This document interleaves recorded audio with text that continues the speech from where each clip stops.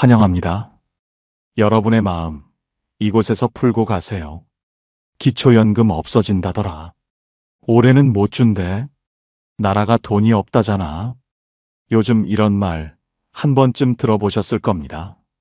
카카오톡 단체방에서도, 모임에서도, 심지어 동네 약국에서도요. 누군가 확신에 찬 목소리로 단언합니다. 친구가 공무원인데 이번에 전부 줄인다더라. 그 한마디에 가슴이 철렁 내려앉습니다. 내가 그동안 애타게 믿고 기다렸던 건데 진짜 사라지는 걸까?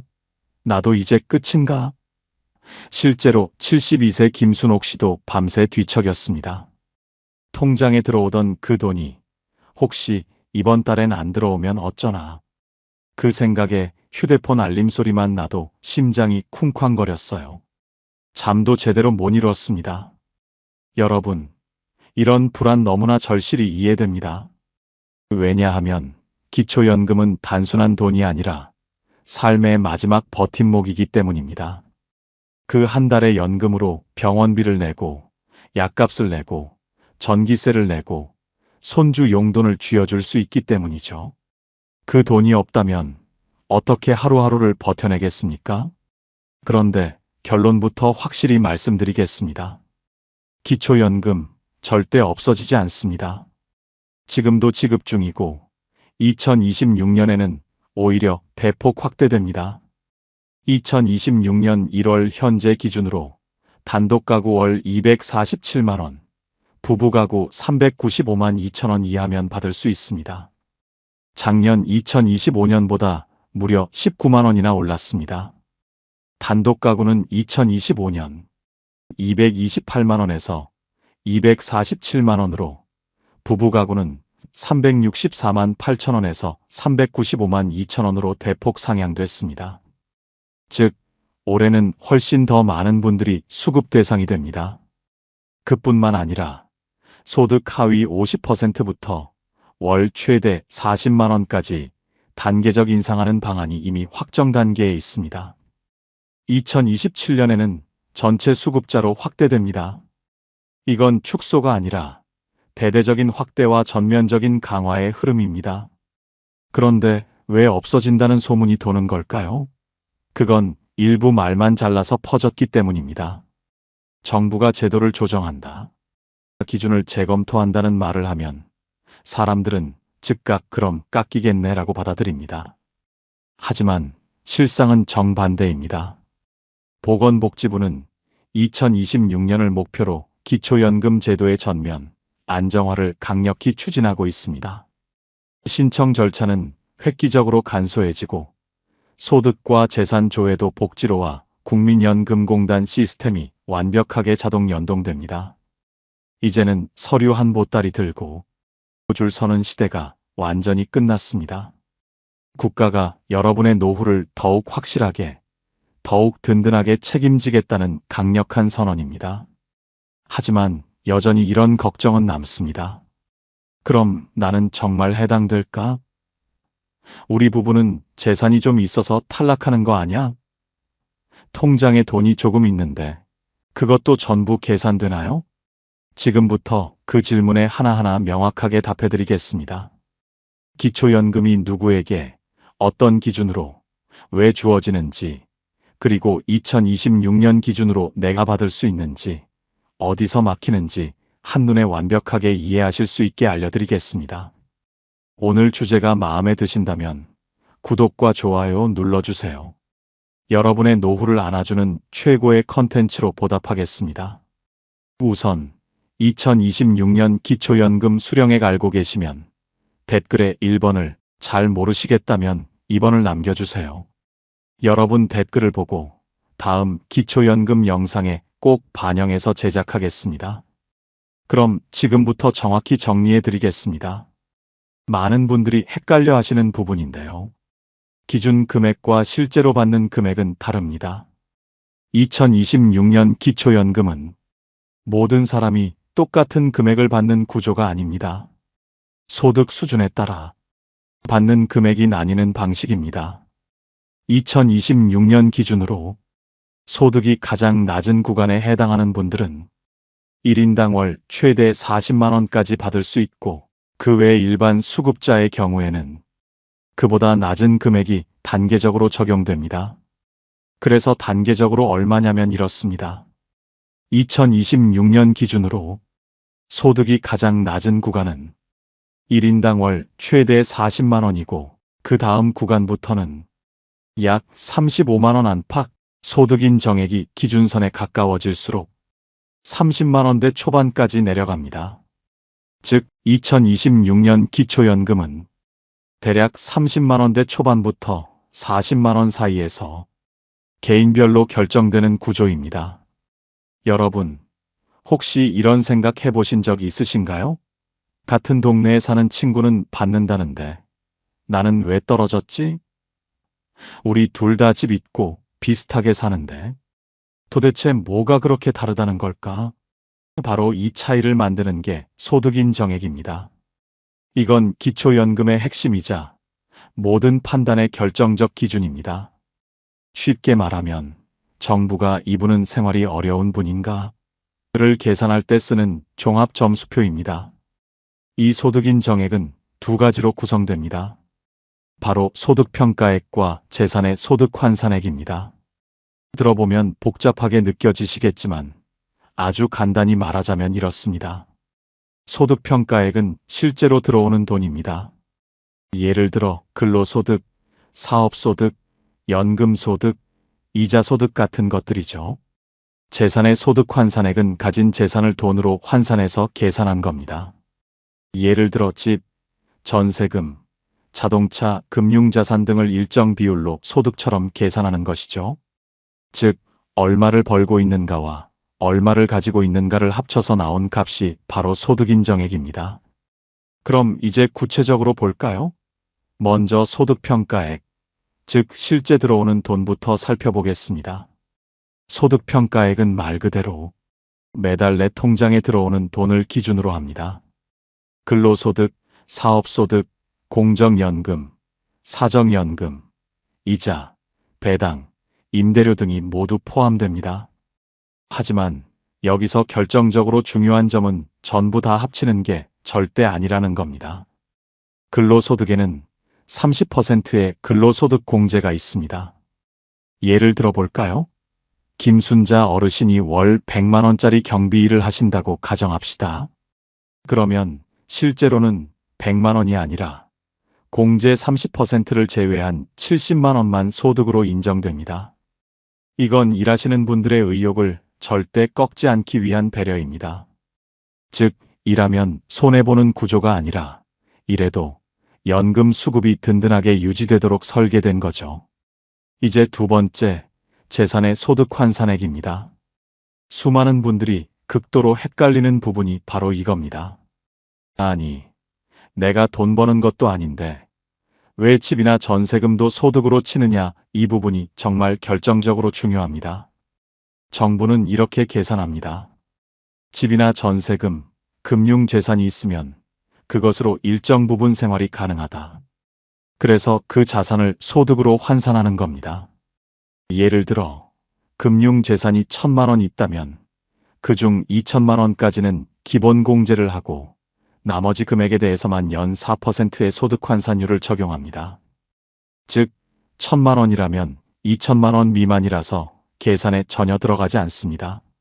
하지만 3천만 원이라면 1,000만 원이 계산 대상이 되고 그 4%를 12개월로 나누면 매달 약 33,000원이 소득으로 환산됩니다. 부동산도 완전히 마찬가지입니다. 본인이 사는 집, 즉 일반 주택은 일정액까지는 전액 공제되고 그 이상인 부분만 계산 대상입니다. 2026년 기준으로 1억 3,500만 원까지는 공제됩니다. 그리고 주택 외의 부동산, 즉 토지나 상가, 전세보증금 등은 역시 연 4%의 환산율을 적용합니다. 즉, 집값이 높아도 실제로 현금이 아니라면 전부 소득으로 치진 절대 않는다는 겁니다. 이제 정리해 볼까요? 소득인 정액은 소득평가액과 재산의 소득환산액을 더한 값입니다. 이 공식이 바로 기초연금 수급 여부를 결정하는 절대적 열쇠입니다. 예를 들어 근로소득 70만 원, 금융재산 소득 환산 10만 원, 주택 환산 20만 원, 이렇게 합치면 총 100만 원이 됩니다. 이 금액이 선정 기준액보다 낮으면 수급 가능하고 넘어가면 탈락입니다. 2026년 1월 현재 선정 기준액은 단독 가구 247만 원, 부부 가구 395만 2천 원입니다.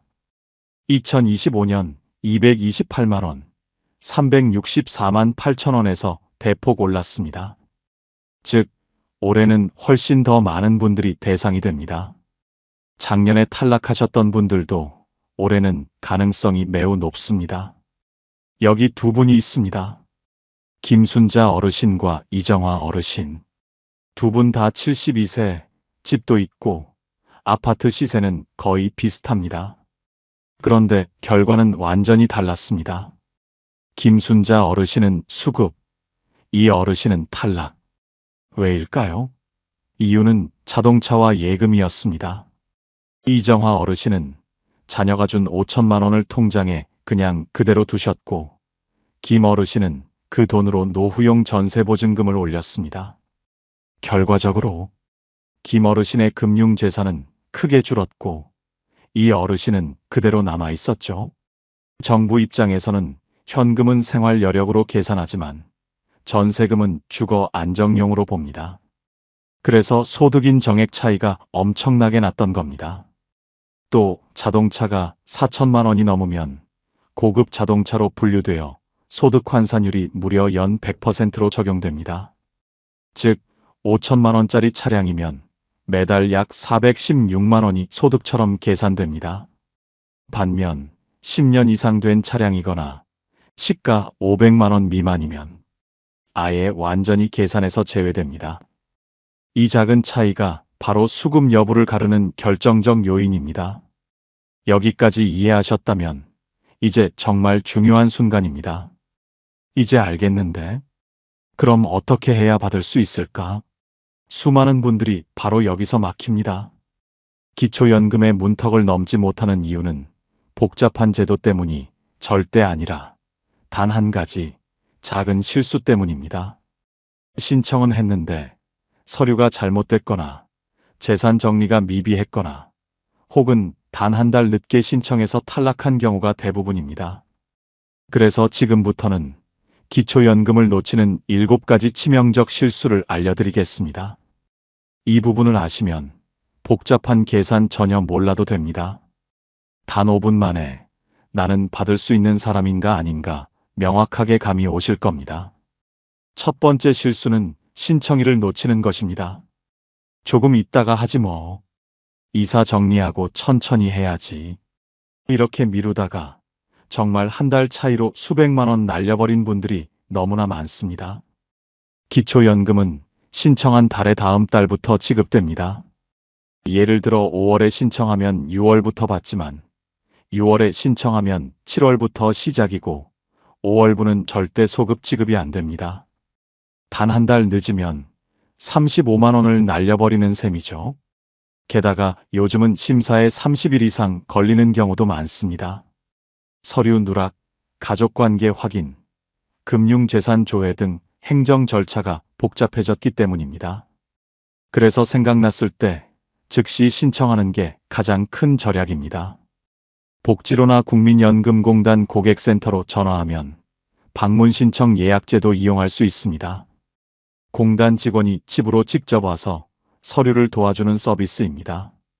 특히 70대 이상 어르신이나 거동이 불편한 분이라면 반드시 활용하세요. 신청일이 늦어졌다고 어차피 못 받겠지. 절대 생각하지 마세요. 기초연금은 나이 기준만 맞으면 언제든 신청할 수 있습니다. 하지만 빠를수록 압도적으로 유리합니다. 왜냐하면 이건 신청한 날부터 계산이 시작되는 돈이니까요. 두 번째 실수는 통장에 돈을 그냥 방치하는 것입니다. 이건 정말 너무나 많습니다. 이건 안 쓰는 돈이니까 그냥 놔뒀어. 자식이 준 돈이라 내 돈이 아니야. 하지만 정부 입장에서는 그 돈도 생활 가능 재산으로 봅니다. 기초연금은 소득 인정액을 계산할 때 금융재산을 소득처럼 환산합니다. 예를 들어 통장에 3천만 원이 있다고 해볼까요? 기본공제는 2천만 원입니다. 즉 1천만 원에 대해 연 4%를 소득으로 계산합니다. 그럼 한 달에 약 3만 3천 원이 소득으로 잡히는 겁니다. 이게 왜 결정적으로 중요하냐면 기초연금은 단돈 1만 원 차이로도 당락이 갈립니다. 실제로 단독가구 기준 247만 원을 딱 1만 원 초과해서 탈락한 사례도 수없이 많습니다.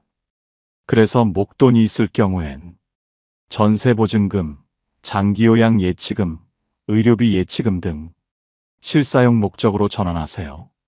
이건 생활자금이 아니라 필수 지출로 인정돼 소득에서 완전히 제외됩니다.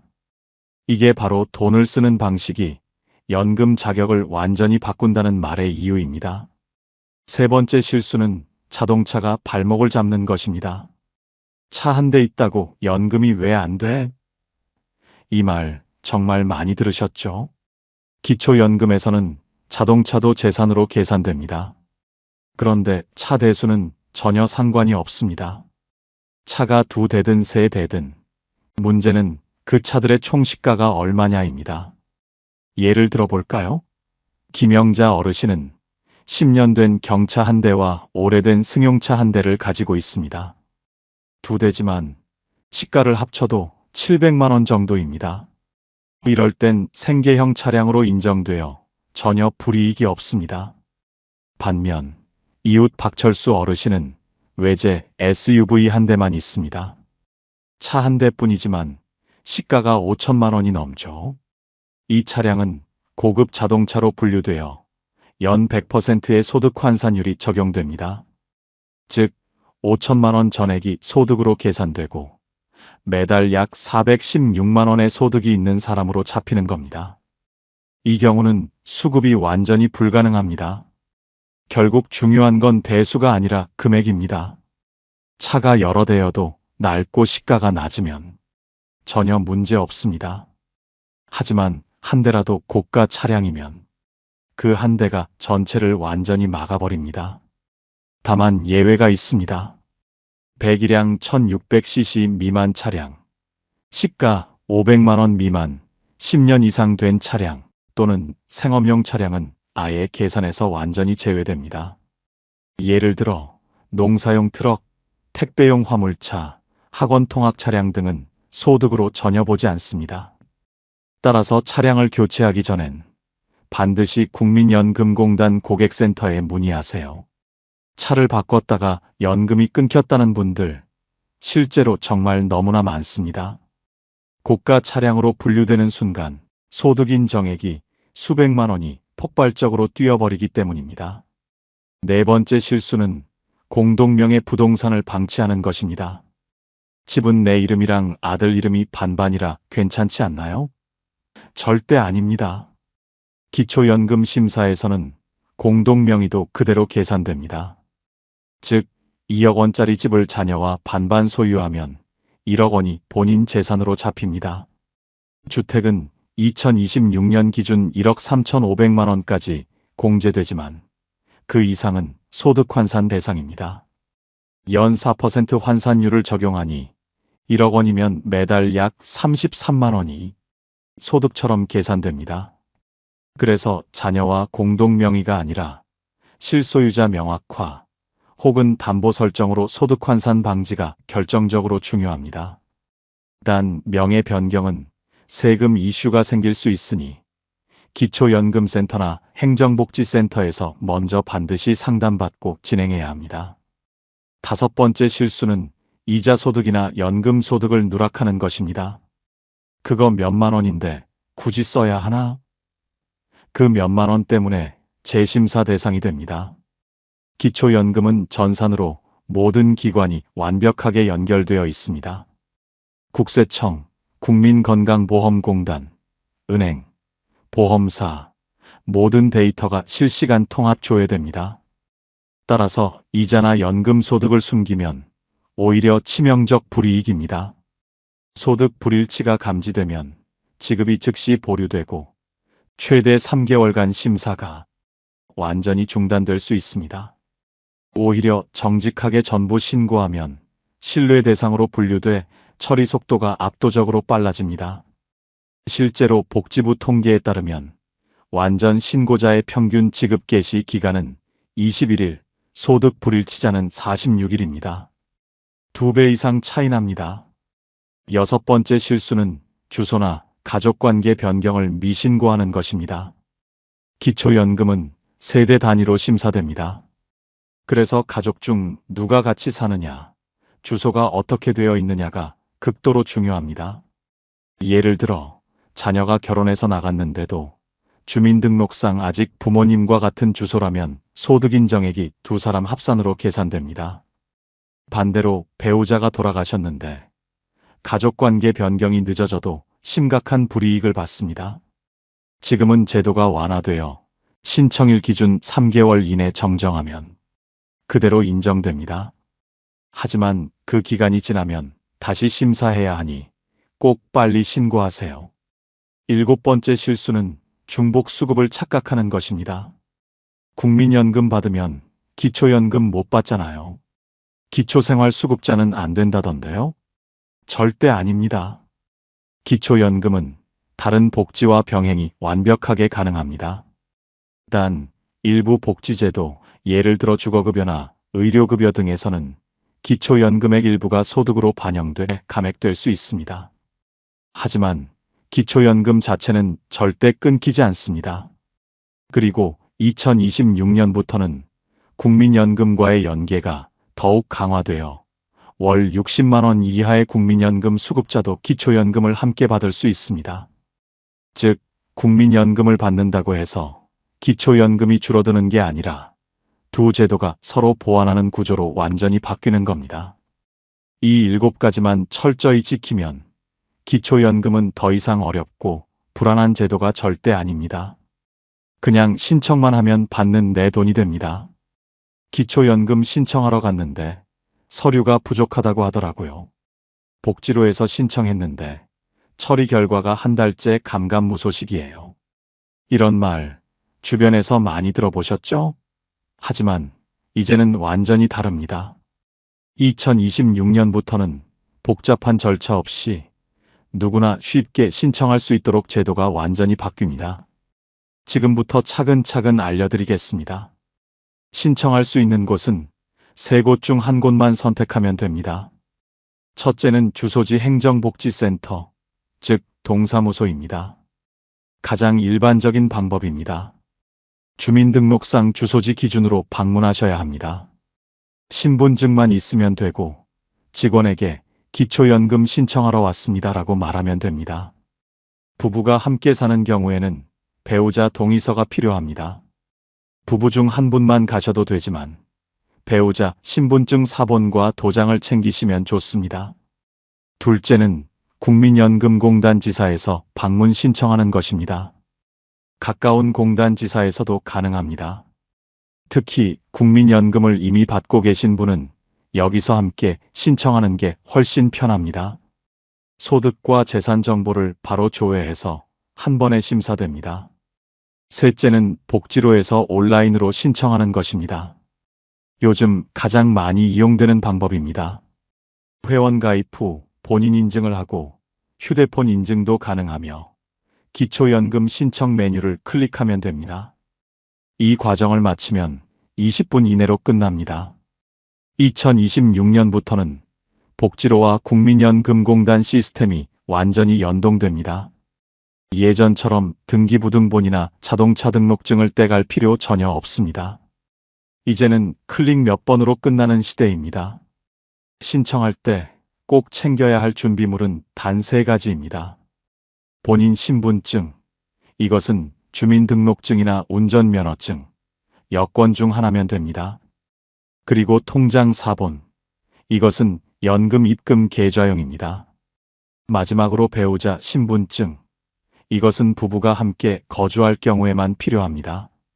만약 대리 신청을 하실 경우에는 추가로 위임장과 본인 신분증 사본, 그리고 대리인 신분증이 필요합니다.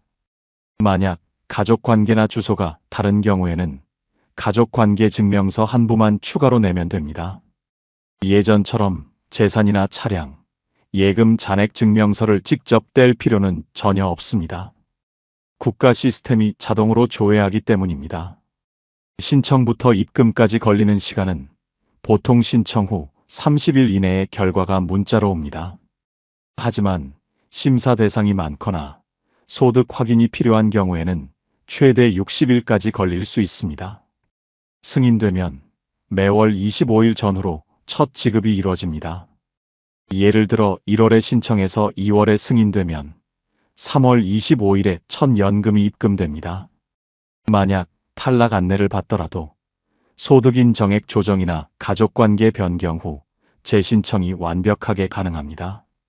한 번 떨어졌다고 영원히 안 되는 게 절대 아닙니다. 한 번에 통과하는 꿀팁을 알려드리겠습니다.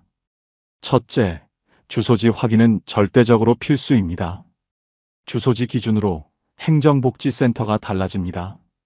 주민등록상 주소지가 예전 주소로 되어 있다면 미리 전입신고를 하세요. 주소가 다르면 즉시 반려됩니다. 둘째, 배우자 동의서를 미리 준비하세요.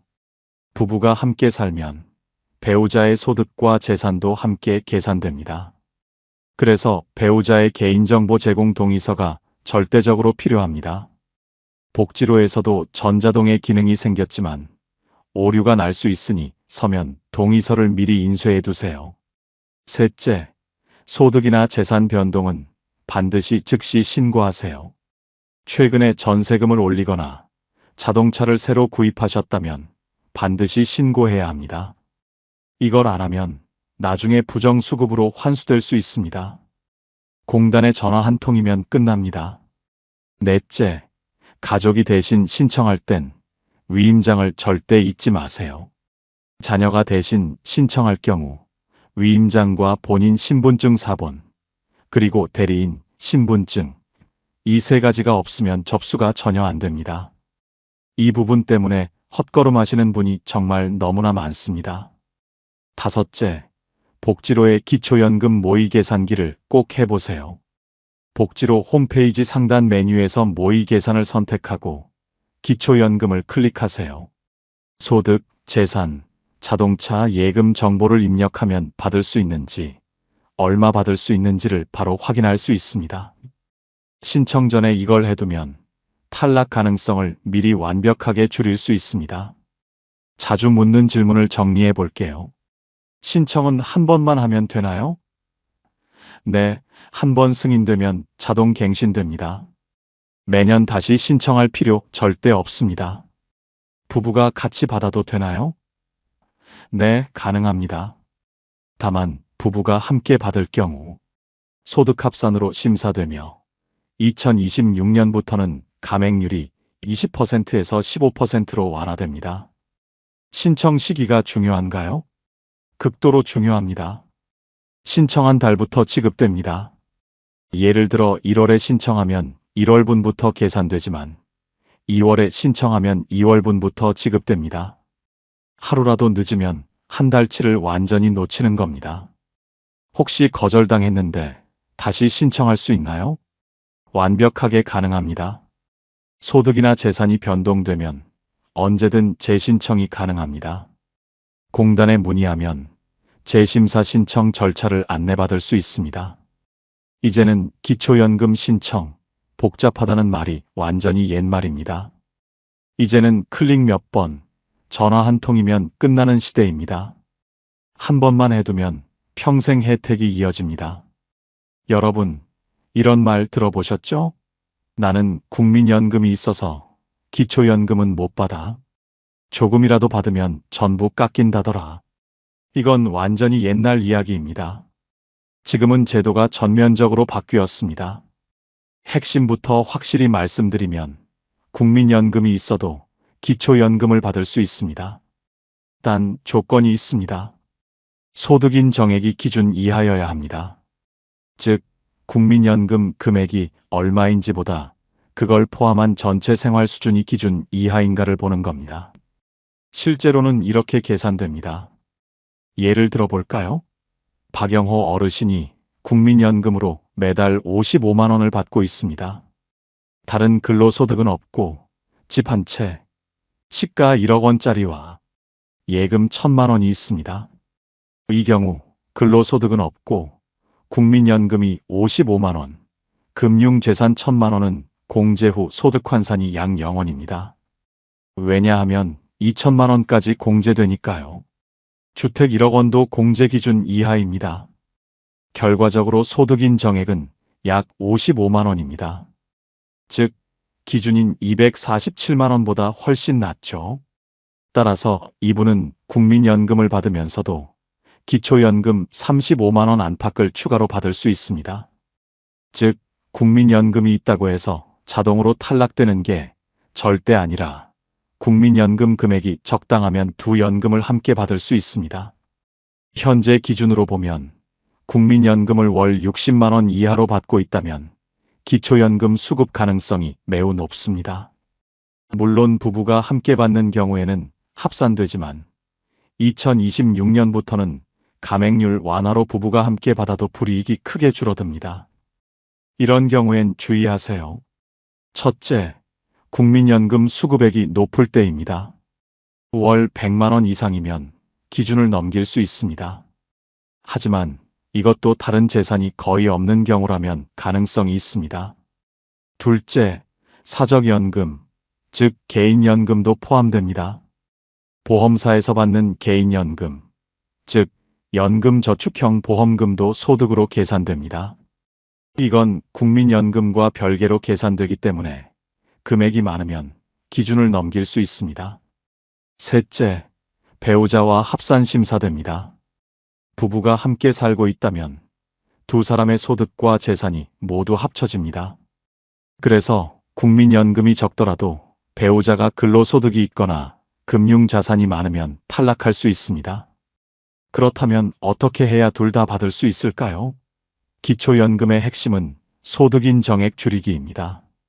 합법적이고 정당한 방식으로 생활 수준을 현실에 맞게 반영하면 됩니다. 다음의 세 가지를 철저히 기억하세요. 첫째, 전세보증금을 주택으로 돌려두기입니다.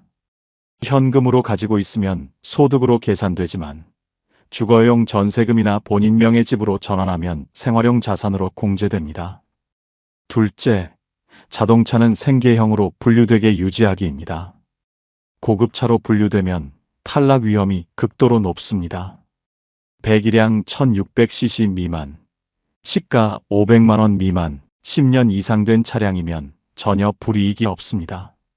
셋째, 소득이나 재산 변동 시 즉시 신고하기입니다. 국민연금공단에 신고하면 소득인 정액이 자동 재산정되어 수급 유지가 가능합니다. 2026년 1월 현재 국민연금과 기초연금을 함께 받는 어르신은 약 350만 명입니다. 전체 기초연금 수급자의 절반 이상이 두 제도를 동시에 수급하고 있는 셈입니다. 이건 제도의 취지가 이중 지원이 아니라 연금 사각지대를 메우기 위한 보완 구조로 완전히 바뀌었기 때문입니다. 정부는 2026년 이후 국민연금 수급액이 일정 기준 이하일 경우 기초연금 자동 연계 지급 제도를 검토 중입니다. 즉, 따로 신청하지 않아도 국민연금 수급자 명단 중 기준에 해당하는 분들은 자동으로 기초연금 심사를 받게 되는 방식입니다. 이 제도가 시행되면 기초연금은 찾아가는 복지에서 자동 지급 복지로 완전히 발전하게 됩니다. 이제 여러분이 해야 할 일은 아주 간단합니다. 복지로에서 기초연금 모의 계산을 해보세요. 그리고 국민연금공단 고객센터에 전화해서 국민연금과 기초연금 동시에 받을 수 있는지 확인하고 싶습니다 라고 문의하세요. 이 두 가지만 하면 됩니다. 단 10분이면 매달 몇십만 원의 차이가 생길 수도 있습니다. 여러분, 기초연금은 한 번 탈락이 곧 영원한 탈락이 절대 아닙니다. 이건 정말 너무나 많은 분들이 오해하십니다. 작년에 안 됐으니까 난 끝났지 뭐. 그게 절대 아닙니다. 소득, 재산, 가족관계는 해마다 변하기 때문에 조건이 바뀌면 언제든 재심사와 재신청이 완벽하게 가능합니다. 첫째, 재산이 줄어들면 자동 재검토를 요청하세요. 예를 들어 작년에 3천만 원 예금 때문에 탈락했는데 올해 생활비로 1천만 원을 쓰셨다면 그만큼 소득 인정액이 줄어들었을 가능성이 큽니다. 이럴 때는 복지로나 국민연금공단에 변동 신고를 하시면 됩니다. 공단이 다시 계산해서 기준에 맞으면 바로 수급자로 전환됩니다. 수많은 분들이 이걸 몰라서 1년에서 2년씩 손해를 봅니다. 둘째, 자녀와 따로 살게 되면 가구 분리 신고를 하세요. 기초연금은 가구 단위로 계산되기 때문에 자녀와 주소지가 같으면 소득과 재산이 합산됩니다. 하지만 실제로 따로 살고 있다면 주소지만 분리해도 계산이 완전히 달라집니다. 예를 들어 자녀 명의로 된 자동차나 예금이 합쳐져서 탈락했던 분이 가구 분리 후 바로 수급자로 바뀌는 사례가 너무나 많습니다. 주소 이전 후 3개월 이내 재신청하면 소급 적용도 가능합니다. 셋째, 국민연금 수령액이 변하면 다시 계산됩니다. 국민연금을 받는 분은 금액 변동 시마다 기초연금 산정이 자동으로 조정됩니다. 예를 들어 국민연금이 월 65만 원에서 60만 원으로 줄면 소득 인정액이 낮아져 기초연금이 새로 산정됩니다. 이걸 연계 조정이라고 합니다. 따라서 연금액이 달라졌다면 반드시 확인 전화를 하세요. 넷째, 부부 중 한 분이 먼저 수급자가 되면 배우자는 간편 재심사 대상입니다. 2026년부터는 부부가구 감액률 완화와 함께 배우자 자동심사 시스템이 강화됩니다. 예전엔 부부 각각 따로 신청해야 했지만 이제는 한쪽이 승인되면 다른 한쪽은 간소화 절차로 심사됩니다. 단 3개월 내에 배우자 정보가 자동 연동되므로 주소지와 가족관계 등록이 최신 상태인지 꼭 확인하세요. 다섯째, 탈락 사유가 일시적 재산 증가였다면 재신청이 가능합니다. 예를 들어 집을 팔고 새 집을 사기 전 잠깐 통장에 돈이 많아졌다면 그 시점에만 탈락했을 가능성이 큽니다. 이럴 경우 일시적 재산 증가 소명서를 제출하면 기초연금이 다시 복구될 수 있습니다. 이건 소득이 늘어난 게 아니라 거래 과정이었다는 걸 증명하는 절차입니다. 여섯째, 본인 건강 악화나 근로 중단 시 긴급 변동 신고가 가능합니다. 갑작스러운 질병, 사고, 폐업, 실직 등으로 소득이 줄었다면 기초연금공단에 바로 신고하세요. 1개월에서 2개월 내 확인되면 다음 달부터 바로 지급이 재개됩니다. 이건 복지 사각지대 방지 제도로 2026년부터 더욱 강화됩니다. 일곱째, 재신청은 언제든 가능합니다. 기초연금은 신청주의 제도입니다.